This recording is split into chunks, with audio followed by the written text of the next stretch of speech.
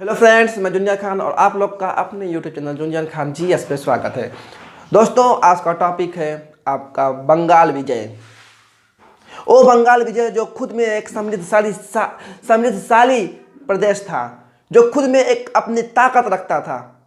बंगाल, वो बंगाल जो पर हमारे मुगल शासन करते थे, मुगल उन पे नाच करता था, वो बंगाल मुगलों से धीरे धीरे अलग होता गया और वो एक बंगाल एक स्वतंत्र प्रदेश बन गया, जहाँ पे अंग्रेजों को पूरी खुली छूट मिल गई। उसी बंगाल के बारे में हम लोग जानेंगे, वहाँ पे कैसी कैसी लड़ाइयाँ हुई, कैसे वहाँ प्लासी का युद्ध हुआ, फिर बक्सर का युद्ध हुआ। धीरे धीरे बंगाल हमारी अंग्रेजों के हाथों कठपुतली बनकर रह गई।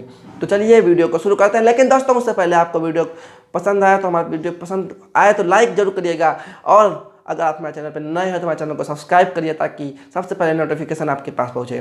तो चलिए बिना कोई देर के हुए हम वीडियो शुरू करते हैं। लेकिन उससे पहले मैं आपको बोलना चाहूँगा, आप लोगों को हैप्पी महाशिवरात्रि। महाशिवरात्रि की बहुत बहुत बधाई हो आपको। तो चलिए वीडियो शुरू करते हैं। ये हमारी आपकी सोने की चिड़िया है, जिस पर अंग्रेजों ने शासन किया, जिसको अंग्रेजों ने अपने हाथों में कठपुतली बनाई थी। ये हमारी सोने की चिड़िया को यहीं पे एक छोटा सा प्रदेश आपका आता है बंगाल, जिसमें उस समय बंगाल में आपका बांग्लादेश भी सम्मिलित था और पश्चिम बंगाल भी सम्मिलित था। जैसे पूरा मिलाकर आपका बंगाल होता था। बंगाल जो एक समृद्धशाली, जहाँ पे पैदावार अच्छी होती थी, वहाँ जब धीरे धीरे मुगलों की सत्ता से, जब मुगलों के हाथ से जब धीरे धीरे छूटता गया, जब यहाँ पे मुगलों का पकड़ धीरे धीरे कम होता गया, तो एक प्रदेश, एक अलग समृद्धशाली प्रदेश उभरना शुरू हुआ। यह बात 1717 ईस्वी की है, जब फर्रुखसियार शासक थे दिल्ली के। ये एक अयोग्य शासक नहीं थे फर्रुखसियार। इन्होंने 1717 ईस्वी में अंग्रेजों को खुली छूट दी थी, खुली छूट दी कि आप वहाँ बंगाल जाइए और बिना कोई टैक्स दिए हुए वहाँ से व्यापार करिए। अंग्रेजों को पूरी की पूरी खुली छूट थी। इसी का फायदा उठाते हुए अंग्रेजों ने धीरे धीरे बंगाल को अपने हाथों की कठपुतली बना लिया। धीरे धीरे उन्होंने बंगाल पे विजय प्राप्त कर ली, बंगाल को जीत गए, बंगाल को अपने हाथों की कठपुतली बना लिया। जब उन्होंने बंगाल को अपने हाथों की कठपुतली बना लिया, तब वो धीरे धीरे ताकतवर बनते गए, क्योंकि उन्होंने इस देश का दिल चुरा लिया था। फर्रुखसियार 1717 ईस्वी में यहाँ के दिल्ली की सत्ता पर शासन कर रहे थे। उन्होंने जब अंग्रेजों को छूट दे दिया था, तो उसी समय एक मुर्शीद कुली खां, यूँ कहिए कि बंगाल का सूबेदार, मुर्शीद कुली खां पहला सूबेदार बंगाल का, 1717 ईस्वी से 1727 ईस्वी तक इसने बंगाल का सूबेदार रहा, लगभग 10 वर्षों तक। तो ये यहाँ पे इसने ही पृथक किया था। इसने एक तरफ ये बंगाल को पृथक किया और दूसरी तरफ फर्रुखसियार ने अंग्रेजों को वहाँ पे पूरी खुली छूट दे दी वहाँ पे व्यापार करने की, बिना कोई टैक्स दिए हुए। तो ये मुर्शीद जो कुली खां थे, ये पूरी तरह तो मुगलों से पृथक ना हो सके, लेकिन कुछ पृथक हो चुके थे, लेकिन फिर भी ये वहाँ पे मुगलों को टैक्स देते थे। उसके बाद इसी क्रम में दो और सूबेदार आते हैं आपके हैं। एक सूबेदार सुजाउद्दीन आते हैं और दो से सूबेदार आपके सरफराज आते हैं। सुजाउद्दीन जो कि 1727 ईस्वी से 1739 ईस्वी तक इन्होंने सूबेदारी की, और सरफराज 1739 1740 लगभग 1 वर्ष तक शासन किया। उसके बाद इनकी हत्या अलवर्दी खां ने कर दी। वो अलवर्दी खां जो कि बंगाल को पूरी तरह मुगलों की पकड़ से हटा लिया, पूरी तरह मुगलों की पकड़ उस पर कमजोर कर दी बंगाल पे। इन्होंने क्या काम किया कि अलवर्दी खां ने सिर्फ एक बार मुगलों को खुश करने के लिए, जब प्रथम बार जब ये बने थे वो सूबेदार, तो एक बार सिर्फ 2 करोड़ इन्होंने उन्हें टैक्स के रूप में या कुछ के रूप में दिया, टैक्स के रूप में दिया। और उसके बाद इन्होंने जब तक शासन किया, जब तक वहाँ के सूबेदार बने रहे, तब तक 1 फूटी कौड़ी भी नहीं दिए। इन्होंने 1 फूटी कौड़ी भी अंग्रेजों को नहीं दिया। फिर धीरे धीरे अलवर्दी खां, एक और मुख्य कथन अलवर्दी खां का है। मुख्य कथन यह है कि अलवर्दी खां ने यूरोपियों को मधुमक्खी के छत्ता कहा। आपसे क्वेश्चन पूछ सकता है कि मधुमक्खी के छत्ते किसने कहे थे यूरोपियन को? तो आप कहें अलवर्दी खां। अलवर्दी खां जो कि स्वतंत्र, यूं कहिए कि स्वतंत्र बंगाल के प्रथम सूबेदार थे। इन्होंने बंगाल को पूरी तरह से अंग्रेजों से मुक्त करा दिया था। उसके बाद इनके नवाब सिराजुद्दौला 1756 ईस्वी में नवाब बनते हैं, लेकिन सिराजुद्दौला की मौसी उनसे खिलाफ होती है। मौसी चाहती है कि उनका बेटा शासक बने, उनका बेटा नवाब बने, लेकिन सिराजुद्दौला चाहते हैं कि हम नवाब बने। तो 1756 ईस्वी में सिराजुद्दौला नवाब बनते हैं। सिराजुद्दौला 1756 ईस्वी नवाब बनते ही इन्होंने फोर्ट विलियम पर आक्रमण किया और अंग्रेजों को पराजित किया। फोर्ट विलियम पर इन्होंने आक्रमण किया और अंग्रेजों को पराजित कर दिया सिराजुद्दौला ने। तो फिर क्या हुआ, उसके बाद एक ब्लैक होल की घटना बहुत प्रचलित है।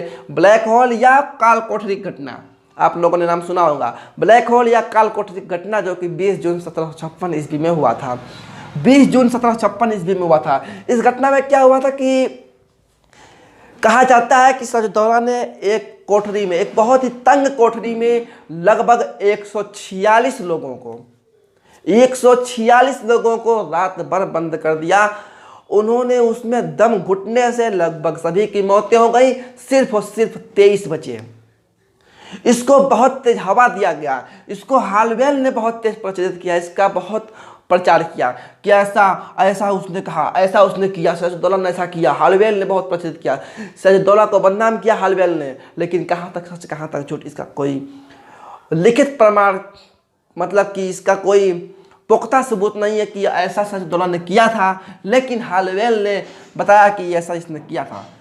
हालवेल ने इसको बहुत प्रचलित किया कि इसने कहा था कि ऐसा किया था। इसी से धीरे धीरे प्लासी का युद्ध का रूप लेता है। इसी से धीरे धीरे प्लासी का युद्ध तक बात पहुंचती है।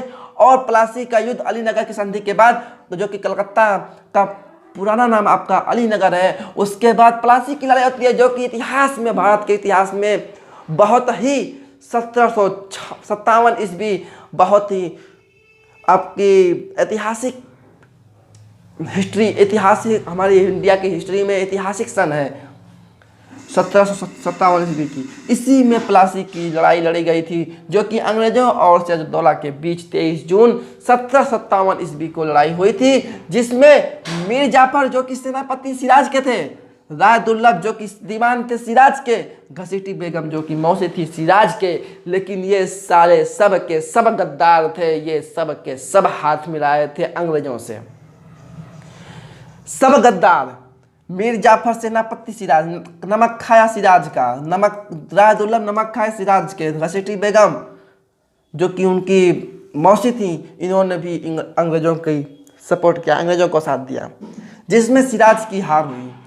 उस युद्ध में सिर्फ और सिर्फ सिराज का साथ ये दो नमकहलाल लोगों ने दिया। एक थे मीर मदान और दूसरे थे मोहनलाल।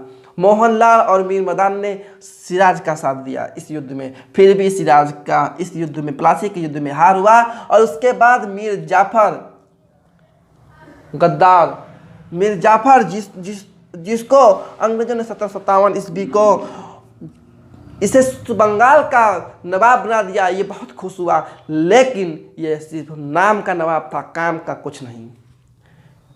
अंग्रेजों के हाथों की कठपुतली था ये। नाम इसका, काम उसका। नाम मीर जाफर का कि नवाब मीर जाफर है, लेकिन काम कौन करता था? काम अंग्रेज करते थे। जो मन में आए वो काम वो करते थे अंग्रेज। लेकिन नाम था कि मीर जाफर नवाब है वहाँ का। 1757 ईस्वी 1760 ईस्वी तक लगभग 3 वर्षों तक इसने ये शासन किया। लेकिन तीनों वर्ष ये हाथों कठपुतली की तरह नाचता रहा। तो इसके बारे में हम लोग अभी और आगे बात करेंगे, अगले वीडियो में बात करेंगे। फिर वहीं पर हम लोग देखेंगे कि बक्सर का युद्ध किस प्रकार हुआ। तो दोस्तों, अगर आपको वीडियो पसंद आया तो वीडियो को लाइक करिए और वीडियो को ज़्यादा से ज़्यादा शेयर करिए, ताकि और भी लोग इसके बारे में जान जाएं। तो चलिए दोस्तों, हम तब तक अगले वीडियो में मिलेंगे। तब तक के लिए गुड बाय।